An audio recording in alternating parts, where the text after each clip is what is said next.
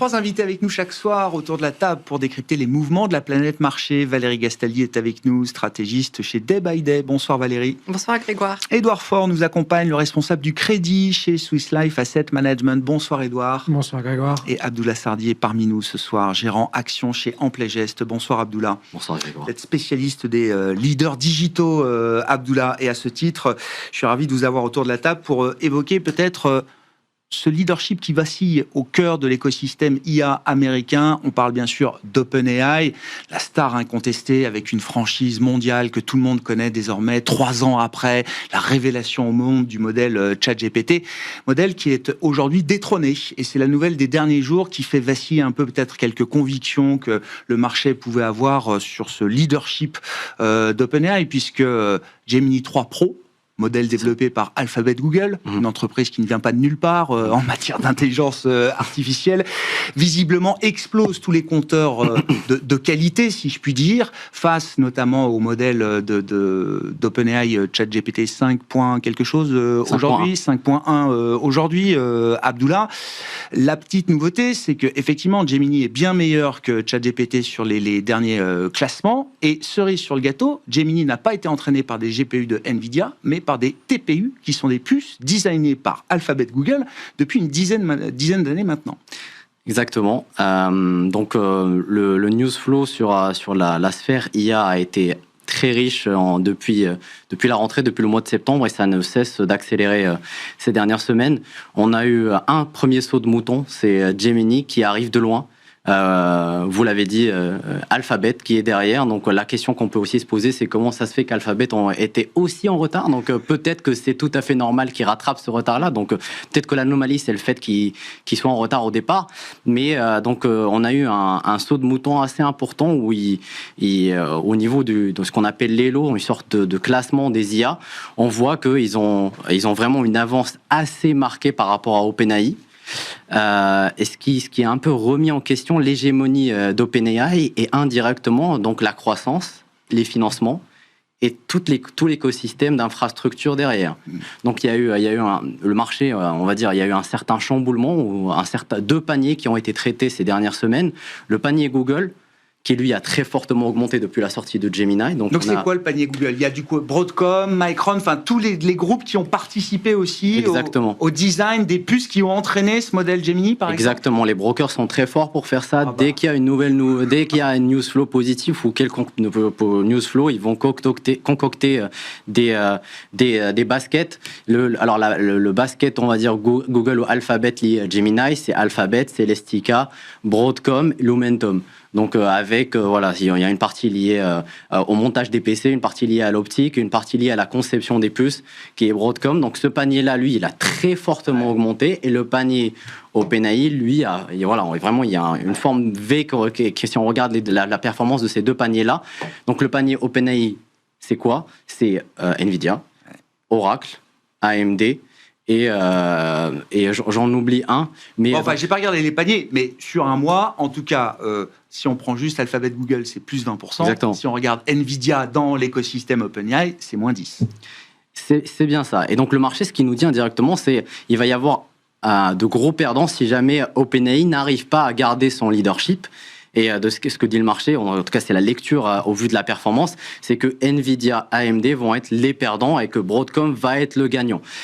Parce que ce que vous venez de dire, le Gemini a été entraîné sur un TPU qui est une puce qui a été faite par Alphabet. Et donc le marché, en fait, il se réveille aujourd'hui, il se dit effectivement, potentiellement, Nvidia n'est pas le seul player et on peut avoir un modèle frontier leader conçu avec une puce en interne. C'est le premier use case, le premier concept. Et donc, là où le marché avait intégré potentiellement, pour ceux qui ne suivent pas de très près cet écosystème-là, là où le marché avait intégré des parts de marché d'NVIDIA autour de 80-85% in fine, ce n'est pas du tout le cas.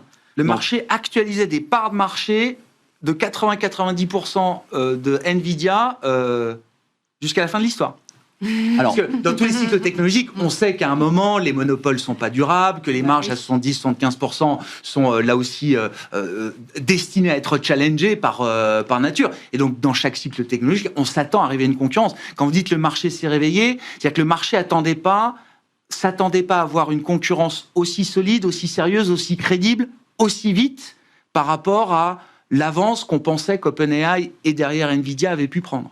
Alors, il faut distinguer le marché, c'est en partie la somme du consensus, donc les analystes qui font les chiffres des entreprises, le fondamental, et la perception de marché qu'a un titre. La perception de marché, on constate, du moins sur ces dernières semaines, c'est que on dirait que les gens découvrent qu'il y a de la concurrence. Alors que les vraies personnes qui suivent en détail la recherche spécialisée, avec la concurrence ça fait 4 mois, bien sûr. ça fait depuis le début de l'année qu'on sait que tous ces gens-là sont en train de développer leur propre puce et que ça va finir par arriver. Et on sait depuis mi-année que de toute façon, in fine, Nvidia va avoir 60% du part du gâteau et les ASIC vont avoir 40%. Donc les ASIC, c'est les nouvelles puces. Les ASIC, c'est les TPU, c'est applications spécifiques. Des puces à applications spécifiques. AS, c'est applications spécifiques. Et c'est pas juste l'alphabet Google. Anthropic, dont le dernier modèle, là aussi, visiblement détrône aussi ChatGPT.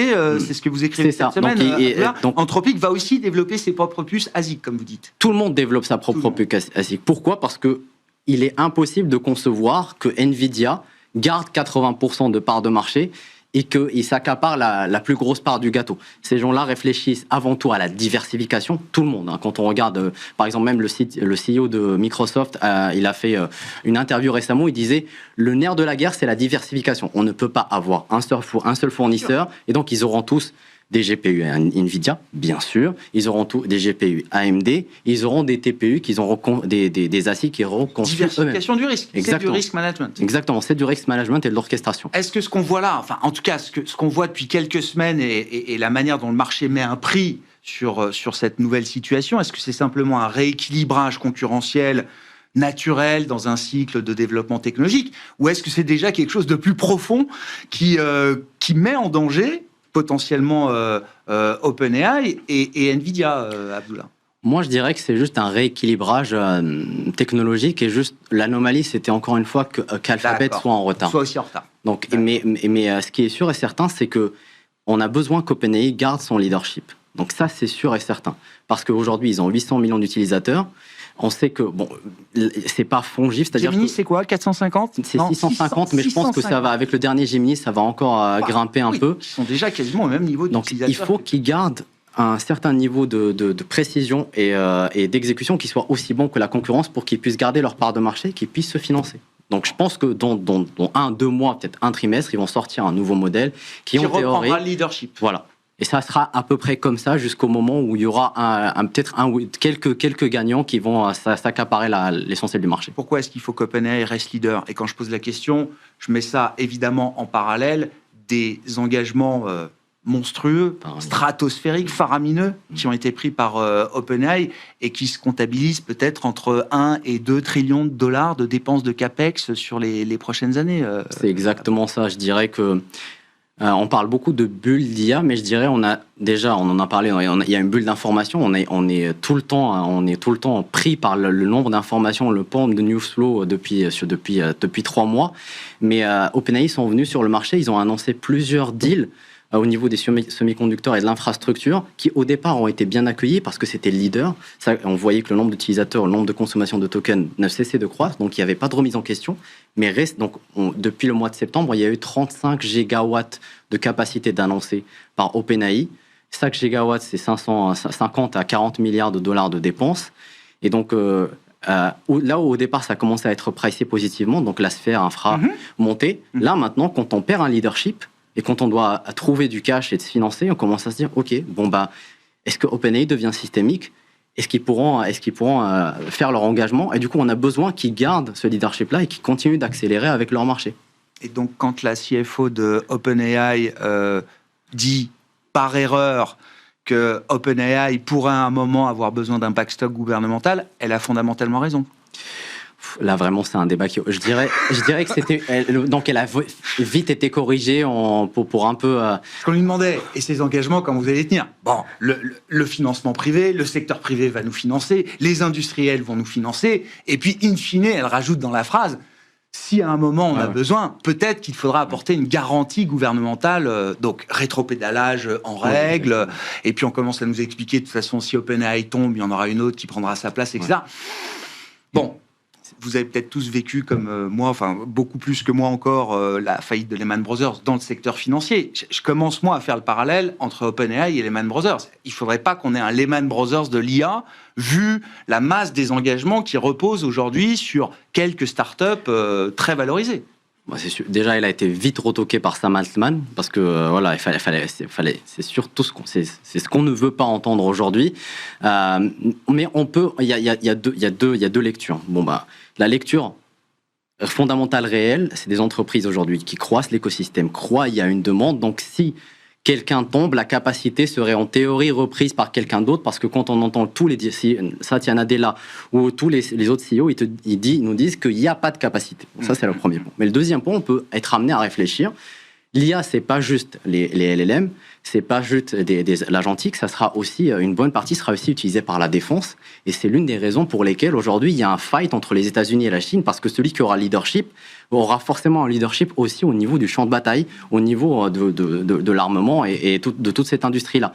Et donc, si on dit que c'est le cas, le gouvernement pourrait aussi faire son travail de soutenir un peu cette industrie, en tout cas les data centers qui seront utilisés par ces derniers. Bien sûr. Très différent de la bulle TMT. Là, il y a des puissances politiques, très fortes, des puissances géopolitiques qui sont aussi derrière ces développements technologiques et qui soutiennent ces développements technologiques. On parle bien sûr des États-Unis et de la Chine spécifiquement. C'est bull market ou bull market je la fais. Qu'elle était belle. Il faut donner un sens aux termes qu'on utilise.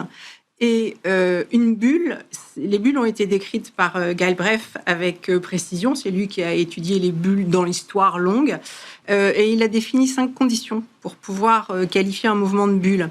Alors, la première condition, on peut penser qu'elle est remplie à peu près, c'est une croyance dans le fait que la hausse des prix va se perpétuer. Bon, elle se discute encore un petit peu, mais on peut à la rigueur dire que ça, c'est à peu près acquis. La deuxième, c'est un accès à la liquidité aisé et abondant. Et là, je tique quand même un petit peu, parce que si on étudie les 2 précédentes vraies bulles importantes, enfin, voire celle de 2000, mais qui est plutôt sectorielle, mais les 2 gros cracks importants, c'est 1929 et 1987. En fait, les 2 ont été précédés de quelques années de baisse de taux, avec des hausses de taux au dernier moment, mais finalement pendant 6 mois, alors que l'économie ralentissait. Mais auparavant, on avait eu des baisses de taux, et donc finalement, aujourd'hui, aux États-Unis, parce que c'est quand même ce qui nous intéresse, c'est pas encore est-ce qu'on peut vraiment dire que l'argent est disponible de façon aisée? Bon, moi je trouve que c'est pas évident de répondre oui. Voilà, on a quand même des taux d'intérêt qui sont encore bien positifs. Le jugement critique doit être complètement suspendu. C'est-à-dire qu'en fait, si vous dites « mais attention, c'est une bulle », on doit vous mettre au banc et vous traiter de fou. Oui, bon, moi, je constate quand même que dans la presse régionale, il y a des gros titres qui parlent du crack à venir de l'intelligence artificielle. Même ça fait bien de dire que c'est une bulle. À l'inverse. Justement. Oui, je ne sais pas si c'était bien, mais en tout cas, c'est une inquiétude qui est répandue, parce que, bien entendu, on voit bien que c'est quelque chose qui change, qui est important, et en même temps, on ne sait pas très bien ce que ça va changer, à quelle vitesse, etc. Donc, est-ce qu'on peut dire que le jugement critique est suspendu? Je ne pense pas, pour le moment, qu'on soit à ce stade-là. Il faut un nouveau paradigme de valorisation. Dans la bulle de l'an 2000, on valorisait le nombre de clients, parce que comme toutes les boîtes étaient déficitaires et qu'on ne savait pas très bien comment faire pour leur donner un prix de bourse, on valorisait le nombre de clients. Et vous aviez des gens qui vous disaient « oui, c'est vrai, il y a des sociétés qui ont beaucoup monté, qui ne font pas de bénéfices, qui ont pas vraiment de chiffre d'affaires non plus. Mais regardez, au milieu, il y a France Télécom. France Télécom, il faut y aller, quoi. OpenAI, on valorise 800 millions d'utilisateurs de ChatGPT. Oui, mais enfin, il y a quand même aussi Microsoft et Alphabet. C'est pas le même modèle. OK. Bon, donc, là aussi, est-ce qu'il y a un nouveau paradigme? Non, je ne pense pas. Justement, on se demande comment ces sociétés vont faire du profit. La question est ouverte. C'est le souci du moment. C'est pas, oui, on le sait. Et la façon dont il faut les valoriser, c'est ça, parce que c'est comme ça qu'elles vont gagner de l'argent. On ne sait pas comment elles vont gagner de l'argent. C'est normal. Google, en 2000, personne ne savait qu'ils allaient faire du cloud, personne ne savait que ça allait être les rois de la pub, qu'ils allaient détenir des données et qu'ils savent à quel dentifrice on utilise et où on va partir en vacances, etc. Aujourd'hui, on ne sait pas ce qui va se passer, ce qu'on va faire de cette intelligence artificielle. Donc, nouveau paradigme, je ne le vois pas non plus. Très large participation du public, bon, c'est là que le bas blesse. Effectivement, cette condition-là, elle est sans doute remplie. L'indicateur peut-être pertinent pour le représenter, c'est que je crois que en 10 ans, je crois que c'est de 2015 à 2025, on est passé d'une représentation des 7 magnifiques. Bon, il n'y a pas que l'intelligence artificielle dedans, mais c'était 9% à peu près du S&P, et c'est 36. Oui, d'accord. Donc, effectivement, pour que les prix aient monté comme ça, il faut que les gens aient acheté. Donc, le prix est la première indication de la participation du public. Il ne faut pas l'oublier quand même, bien entendu. Mais si on le met en regard... Alors, mon métier, c'est pas de regarder les valorisations, mais quand on me parle de bulles, je regarde quand même aussi les valorisations, parce que Nvidia, c'est 25, je crois. PE Forward, 12 mois. Alors, ça a perdu 10 points de PE Forward, je parle sous le contrôle d'Abdullah, en quelques semaines, depuis novembre. On est passé de 34 à 25. Oui, mais j'ai regardé Eli Lilly. C'est pas cher. Pharmacie, c'est 50 depuis 3 ans.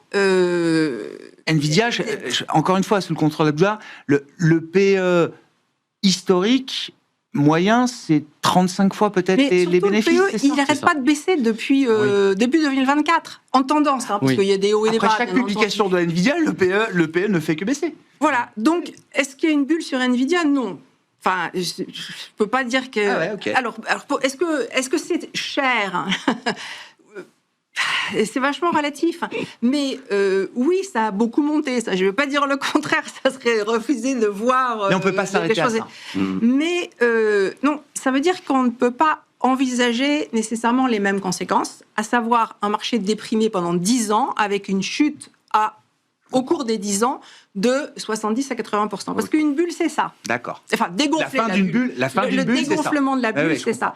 Donc, ce à quoi... Il y a des risques, bien entendu. Peut-être qu'après le dernier trimestre calendaire qu'on aura eu depuis la rentrée, peut-être qu'on va avoir besoin de corriger en début 2026. Et corriger, ça veut dire qu'on peut très vite, sur certaines valeurs, perdre des 20, 30, 40%. Oui, mais Nvidia peut perdre 50% tous les 3 ou 4 ans. C'est le genre de boîte qui peut... Mais c'est rien du tout. Bah oui, mais c'est rien du tout quand on a été multiplié par 5, 10. Enfin, ça dépend de quelle période on regarde, quoi. Donc, tout ça, il faut le remettre en proportion de l'histoire passée. Donc, voilà. Donc, on n'a pas les déterminants d'une bulle. On a quand même, bien sûr, un marché américain en général, soutenu par ces valeurs qui se traitent sur des PE qui sont les PE les plus hauts, qui sont les PE de 2020, à peu près. Enfin bon, donc c'est des moments où en général, il ne faut pas grand-chose pour que le marché corrige, c'est sûr. Mais on peut pas dire que c'est une bulle. Bon, parmi les nouveautés aussi peut-être à venir, Édouard, et là je me tourne vers vous, spécialiste des marchés de crédit, et c'est vrai qu'on suit les montants faramineux, là aussi levés par les hyperscalers américains. Alors ils ont tout pour pouvoir lever 25 milliards en claquant des doigts, ce que certains États n'arrivent pas à faire chaque semaine, hein, je le précise, donc c'est quand même assez monstrueux. Mais ça veut dire quand même que ce sujet IA va aussi devenir un sujet crédit à un moment, Édouard ? Ça va devenir, ça l'est déjà d'une certaine manière. Finalement, le marché du crédit était pendu aux lèvres des banquiers centraux. Il l'est encore, hein, honnêtement. On attend tous les discours et les différentes baisses, hausses, statu quo des taux. Mais on a un nouveau déterminant depuis quelques mois. C'est les résultats de ces fameuses boîtes de la tech américaine. Même nous, côté crédit, on a regardé les résultats d'Nvidia mercredi dernier pour savoir comment notre marché allait réagir.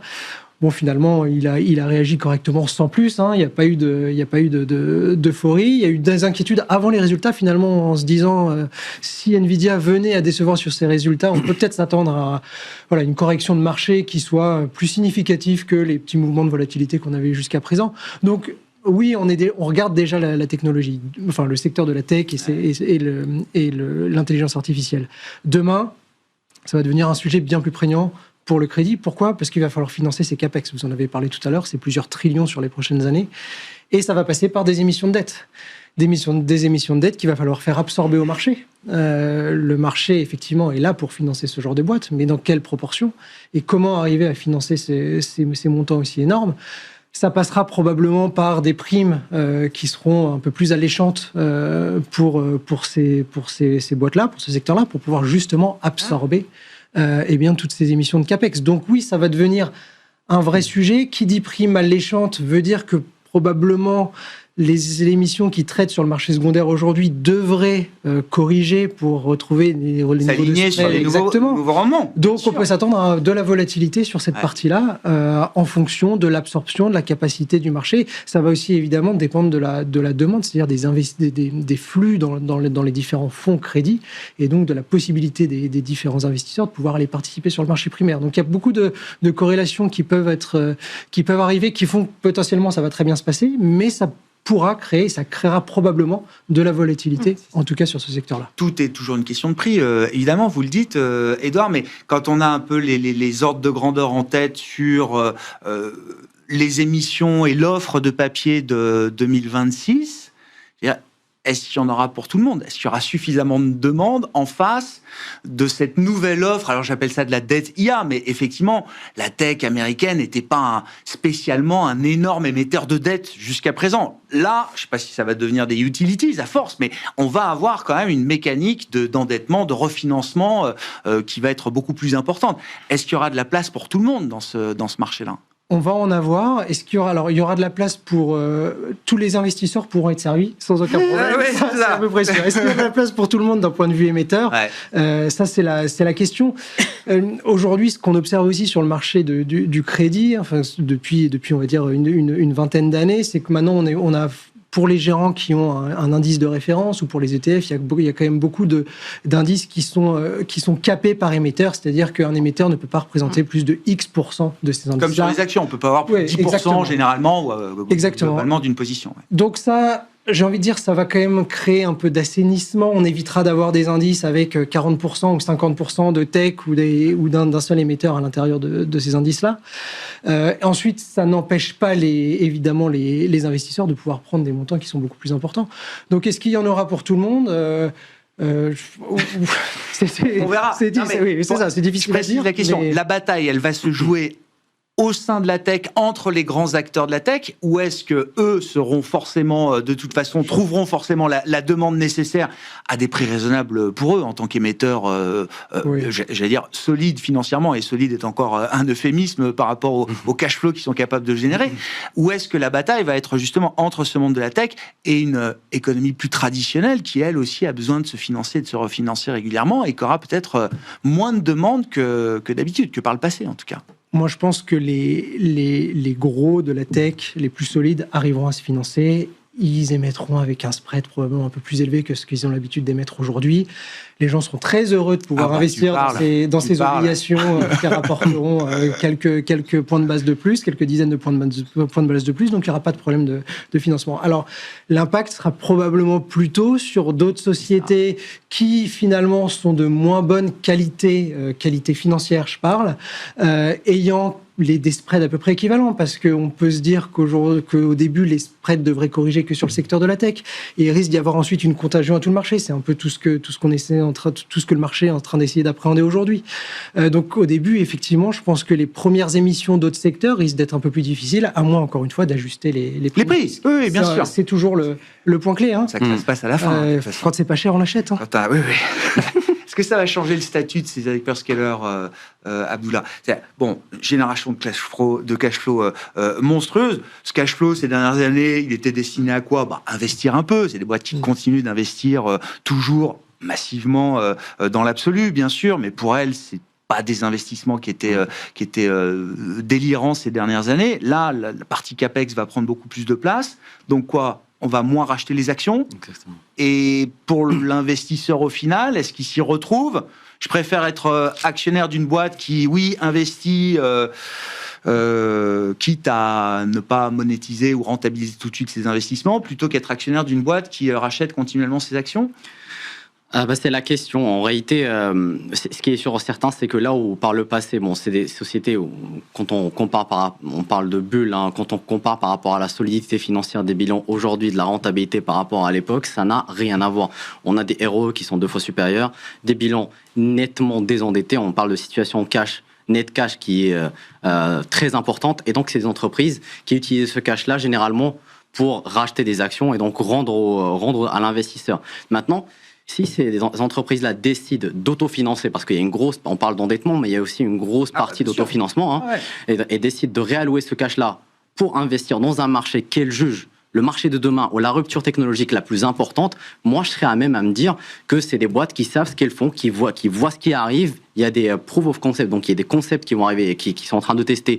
Il y a l'agentique, il y a physical AI, donc des trucs qui sont assez concrets. Et je pense que pour l'investisseur, ça devrait être positif. Ça veut dire qu'ils estiment que le retour sur investissement en investissant sur l'IA va être supérieur au rachat d'actions qu'ils auraient fait. Qu'est-ce que vous pouvez nous dire du calendrier de monétisation? À quels horizons de temps on imagine que les premières entreprises vont générer du bénéfice supplémentaire grâce à l'IA, et comment la valeur va se répartir entre ceux qui produisent des puces aujourd'hui, ceux qui produisent des modèles, et demain des utilisateurs finaux qui seront ou des entreprises ou des particuliers? Alors là, on rentre dans l'univers des hypothèses. Parce qu'il n'y a que des hypothèses. Je vais commencer par ce que projette de faire OpenAI. Selon OpenAI, donc aujourd'hui, il y a 5% donc sur les 800 millions d'abonnés, d'utilisateurs d'OpenAI, il y a 5% de payants. Et c'est 35 millions d'utilisateurs. À fin d'année, on aura une société qui génère à peu près 20 milliards de chiffre d'affaires en recurring revenue. Ils estiment que d'ici 2030, ils auront 2,6 milliards d'utilisateurs, dont 8% seraient payants. La règle des 5 à 10% des payants, c'est une règle qu'on voit un peu partout. Okay. Mais ils estiment générer 200 milliards de chiffre d'affaires. Le 2,6 milliards d'utilisateurs, c'est à peu près le nombre d'utilisateurs moins que le nombre d'utilisateurs que Chrome. Donc, c'est une société qui sous-entend indirectement qui va remplacer... Je suis Google. Enfin, faut pas le dire comme ça parce que c'est pas encore le cas, mais en tout cas, on voit ce qu'ils sont en train de taper. Ils ont lancé un browser, un navigateur. Ouais. Ils sont en train de créer des partenariats pour intégrer des wallets avec Stripe, avec PayPal. Donc, on voit qu'ils veulent être l'interface d'Internet. En tout cas, c'est la super app, quoi. Voilà. Tu ne sors pas de la super app. Ouais. C'est un WeChat Bips, mais on aura un majordome avec qui on va discuter, qui connaît notre taille, qui aura notre adresse. Il va gérer l'administratif, passer commande, tout faire pour nous. Et donc, ils vont récupérer un peu des take rates un peu partout. Donc, c'est pas juste l'IA, mais c'est la partie transactionnelle qui est hyper importante. Et ça, c'est que sur la partie B2C. Ouais. Après, il y a la partie B2B où il va falloir développer l'applicatif, etc., etc. Mais pour revenir au partage de valeur, aujourd'hui, on a déjà c'est des entreprises qui génèrent une marge brute positive. Sur un token généré, il y a en moyenne entre 35 et 70% de marge brute qui est fait. Donc, c'est des sociétés, pour revenir à ce qui a été dit auparavant. Un token, c'est une requête, c'est ça ? Un token, c'est un mot. C'est le nombre de mots. Okay. Donc, le mot coûte de moins en moins cher à produire. Donc, on gagne beaucoup d'argent aujourd'hui. On arrive à faire sur un mot 40% de marge brute. Au niveau de l'infrastructure pure, donc les sociétés comme Oracle et compagnie, c'est des sociétés qui seraient capables de faire à peu près 30% de marge brute sur la partie infra seule. Le fournisseur de modèles, quant à lui, en théorie, serait capable sur la partie vente des licences et AP, donc le nombre de mots, serait capable de générer 60% avant prise en compte du paiement de l'infra. Donc, on a aujourd'hui un segment qui, tout le monde génère de l'EBITDA, tout le monde génère de l'excédent brut d'exploitation, mais les investissements font que la course effrénée à la part de marché fait que les résultats nets sont encore négatifs et donc ça coûte beaucoup plus que ça ne rapporte. Mais in fine, une fois que les usages seront trouvés, ça va rapporter à chacun une part non considérable, que ce soit au niveau de l'infra, au niveau des logiciels pour gérer l'orchestration des différents agents, parce qu'il faut un chef d'orchestre. C'est ce que compte faire quand on écoute Microsoft. Satya Nadella nous dit que le prochain segment de croissance d'Azure, c'est créer une IA capable d'orchestrer tous les agents qu'on aura, et on aura énormément, il faut savoir. Donc, Grégoire a posé cette question, je pense que l'agent Claude serait plus à même à... Donc, et il y aura une valeur sur ça. En plus de ça, fournir les outils des différents agents, parce qu'il faut gérer les wallets, etc. etc. Donc, c'est vraiment la naissance d'un tout nouvel écosystème où chacun aurait sa part. Je tape encore ma recherche sur Google. Alors, vous voyez, je suis dans un monde... Oui, la honte. La honte. Non, mais c'est bien. L'autre jour, autour de la table, il y avait des gens comme moi qui continuaient de Ah, ok. rechercher sur Google. Bah oui, Abdullah, ça Ok, existe non. encore. Ok. Des gens qui tapent des mots dans Google. Si on regarde les marchés un peu plus globalement, Valérie, avec la perspective de fin d'année et puis de 2026, on se parle souvent, et ça fait un moment que vous me dites, ou qu'on le dit à l'antenne, que les marchés sont un peu boring, un peu ennuyeux. Il n'y a pas de nouvelles grandes idées. Le thème de l'IAEA capture beaucoup d'attention et de capital. En dehors de ça, oui, il y a la défense en Europe, l'Asie qui s'est un peu réveillée cette année avec, la Chine et les émergents en général. Ce côté boring peut se prolonger, ou est-ce que c'est un état instable qui réserve, je ne sais pas, une sortie surprenante? Bon, pour le moment, il y a encore une fois aucun signal qu'il va se passer quelque chose de grave. Donc ça, déjà, il faut pas l'oublier. Est-ce qu'on peut... Qu'est-ce qui peut se passer, en fait? Moi, il y a un domaine dans lequel j'envisage peut-être en début d'année du mouvement, c'est sur les taux longs américains. Alors, je sais que c'est pas tellement dans l'air du temps. La vol s'est plutôt calmée sur les taux longs américains ces derniers temps, en tout cas. Oui, je pense qu'il pourrait baisser. Donc, c'est pas forcément beaucoup de volatilité. Ça peut être plutôt tendrement qui ferait ça. Je veux dire, c'est pas nécessairement... 4% n'est pas forcément un plancher infranchissable. Non, je pense que ça peut aller un petit peu plus bas. Il n'y a pas de signal. Je veux dire, sur les taux, ça fait longtemps qu'il ne se passe rien et qu'il se passe de moins en moins de choses, effectivement.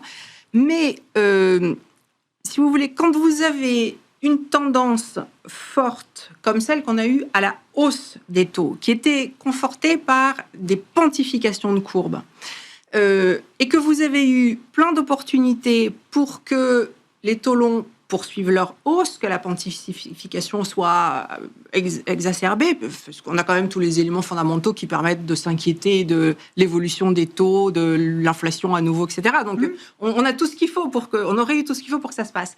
Et que ça se passe toujours pas, il y a souvent un petit bug. Ouais, un truc qu'on n'a pas vu, ou mal perçu en tout cas. Oui, il y a un truc qu'il faut peut-être réévaluer, et souvent on a plutôt l'effet inverse parce que le positionnement risque d'être un petit peu pris à contre-pied. Et finalement, moi, ce que je vois qui pourrait un petit peu surprendre, c'est qu'il y ait une baisse des taux plutôt long, c'est-à-dire un léger aplatissement de la courbe des taux, pas très important, c'est 20 bips de courbe des taux, mais elle fait plus rien, cette courbe, depuis 3 mois, ou je sais plus, enfin, ça bouge absolument plus. Et c'est positif marché-action, c'est positif risque, baisse des taux longs ou plus? J'en sais rien. Ah oui, on ne sait plus. Je ne sais pas, parce que les marchés actions, ils ont été... il s'est rien passé en Europe depuis le mois de mai, disons. Enfin, on a eu Liberation Day, ça s'est effondré, on a rebondi, puis depuis, en gros, il ne se passe plus rien, sauf en Italie, en Espagne.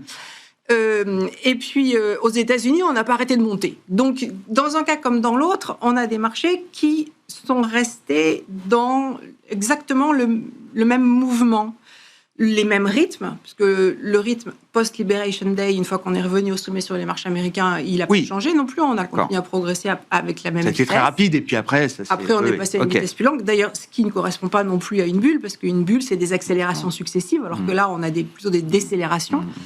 Une fois encore, ça ne veut pas dire que ça ne va pas baisser. Je précise toujours que c'est pas ce que... Mais pas baisser à la manière d'une bulle. Voilà, oui, c'est pas pareil du tout.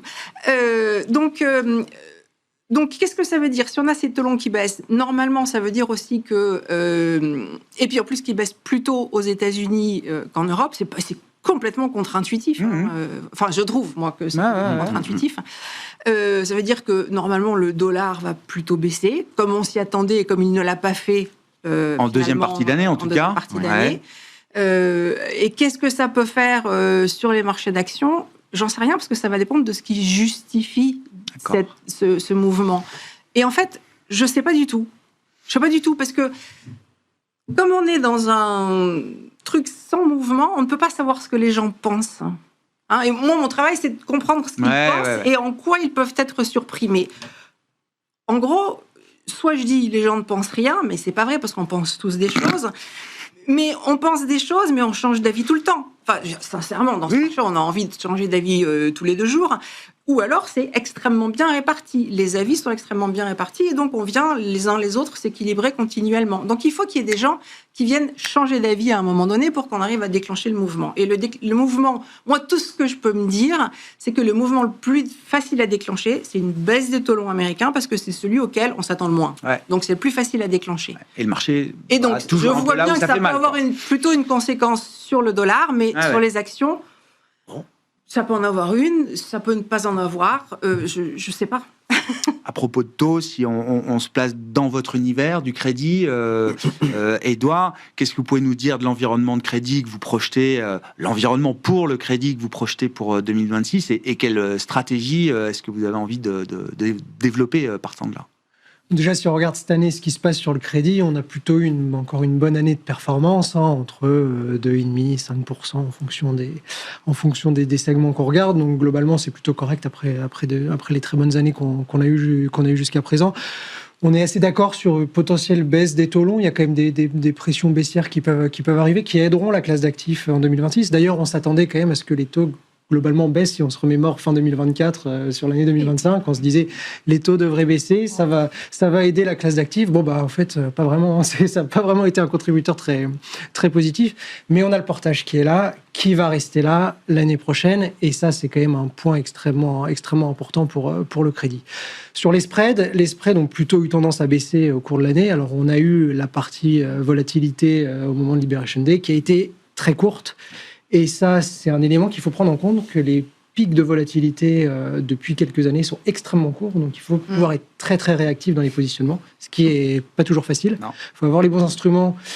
Et puis, il faut de temps en temps avoir le cœur aussi bien accroché parce que voilà, c'est tellement rapide qu'il faut être capable de réagir très vite, ce qui est pas facile. Mais le fait est que on s'attend globalement, avec ces spreads relativement serrés, à des écartements, pas massifs, mais à des écartements de spreads à la fois sur la partie investment grade et sur la partie high yield. Assez logiquement, on devrait terminer dans ce scénario quand même avec des performances positives en 2026. Si on a cet écartement mesuré, le carry...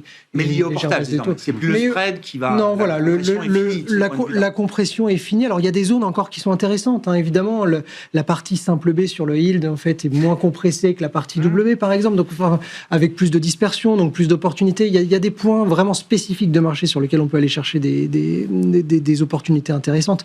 Mais globalement, la partie spread, quand on regarde les indices, voilà, c'est pas la partie la plus sexy aujourd'hui où on devrait gagner le plus d'argent. Mais il y a des choses à faire sur l'année prochaine sur le crédit, clairement. Qu'est-ce qu'on peut dire du point de vue des défauts et des connexions qu'il peut y avoir entre le monde du privé et le monde du public, notamment avec la croissance fulgurante des marchés de dette privée, de private credit qu'on a observé ces dernières années, là où Jamie Dimon nous dit qu'il y a quelques cafards et certains d'entre eux sont sortis ces derniers temps. Et quel type de diffusion du risque on pourrait avoir entre les mondes privés et les mondes publics dans le crédit?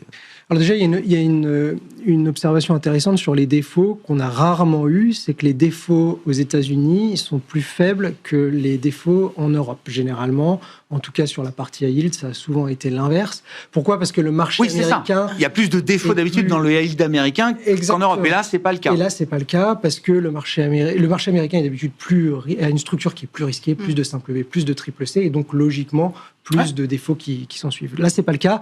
En Europe, on a eu une situation un peu particulière. On a eu des gros émetteurs quand même qui ont été en restructuration, du SFR, du Ardag, etc.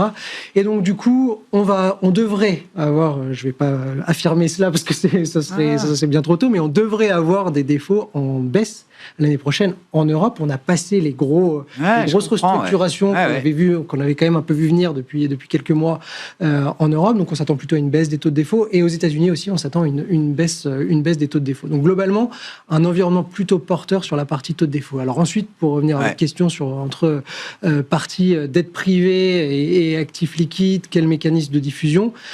Ce qu'on observe sur la dette privée, c'est une augmentation claire et nette du nombre de défauts. Ça, c'est certain. Pour l'instant, on ne voit pas de mécanisme de contagion encore sur la partie liquide. Ça reste idiosyncratique.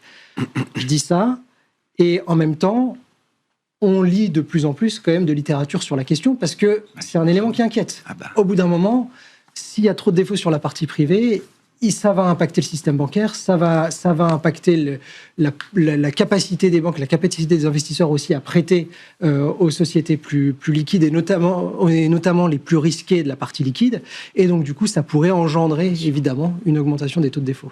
Pris par le temps, nous arrêtons là pour ce soir. Merci à vous trois. Édouard Faure, responsable du crédit chez Swiss Life Asset Management, Abdullah Sardi, gérant action chez Amplégest, et Valérie Gastaldi, stratégiste de Day by Day.